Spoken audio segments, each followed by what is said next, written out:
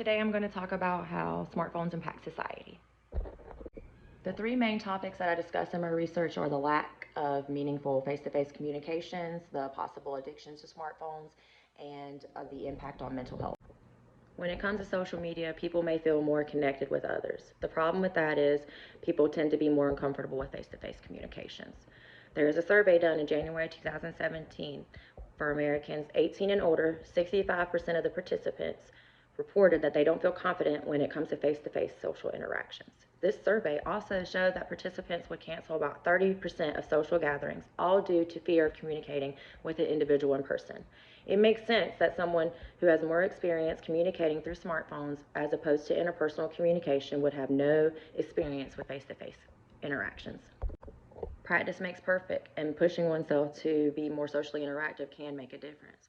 Research in the 1980s reported that individuals with communication anxiety tend to avoid face-to-face communication and are less likely to communicate with others. With online interactions, there tends to be a sense of control, whereas someone having to speak in a face-to-face communication would have trouble coming up with something on the spot, where online you can perfect your responses and you put, that best person forward, and, it's not always like that face-to-face, so that tends to cause anxiety.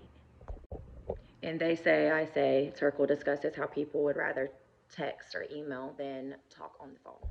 One teen says that by texting and not actually talking on the phone gives them the chance to open up and not be so shy. Another teen says a call means you need the skills to end the conversation, and he quotes, "I don't want to learn." This is especially negative for society if this is how our youth thinks. The change over the years is evident, and to the point some would rather have the chance to edit their response as opposed to standing awkwardly in front of someone, pondering like you would with a social encounter. This shows a social behavior change, and it seems for the worse. Smartphone addiction is the next topic of my research. It is overlooked on the account that we rely on them so much, from Google Maps to reminders for appointments. The internet is at our fingertips, and we are constantly relying on them for everything. It's as if the population never had a time without cell phones, and with that comes possible addiction. Some do not even realize that they are addicted to their smartphones and may need a wake-up call. 35.9% felt tired during the day due to late night cell phone use. 38.1% acknowledged decreased sleep quality, and 35.8% slept less than 4 hours due to smartphone use more than one. I can personally account for scrolling on social media late night, and I probably should have been sleeping, so personally I am part of that statistic. I know that I'm pretty sure there's others that can say they have done the same. Some other signs of addiction or can be feelings of loneliness have been associated with someone when they can't read a message or send a message. Addiction to smartphones can cause people to use their phones in dangerous situations such as driving or losing interest in other social events. I believe the change can start with our youth by not exposing them at such a young age to devices to prevent an unhealthy dependency. Our youth are exposed to new and improved apps and tablets and games, and because of that, they are starting out younger and younger, and this is causing them to have the unhealthy dependency at such a young age. But as a mother, it tends to be convenient sometimes to give in to screen time when that's not necessarily the best thing for the child. I have seen signs of addiction with children, from temper tantrums when their tablets are taken away, and it's just becoming a problem at very young ages, to the point that you definitely will be very dependent on it as an adult. Smartphones can have a negative impact on mental health. For instance, the author Gardner mentions young teens, quote, disconnected from the real world and are beginning to lose a lot of social skills that they need, end quote.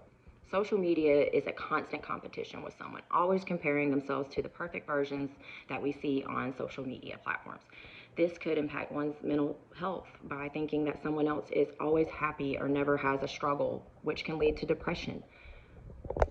FOMO is a real thing. Fear of missing out. We've all have felt that way at some point, especially on social media.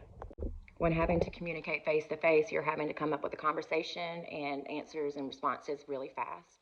Whenever you're on social media, you have the time to edit and think about your response, and it gives you the time to do and put forth what you want people to see and what you think they want to see. There is a study stating that 48% of young people under the age of 35 felt like they could only confide in one person versus three confidants, based on a study done 25 years ago. Therefore, the connections between people have drastically decreased since social media presence has increased. A good question and title from an article I read was, has your smartphone replaced your brain?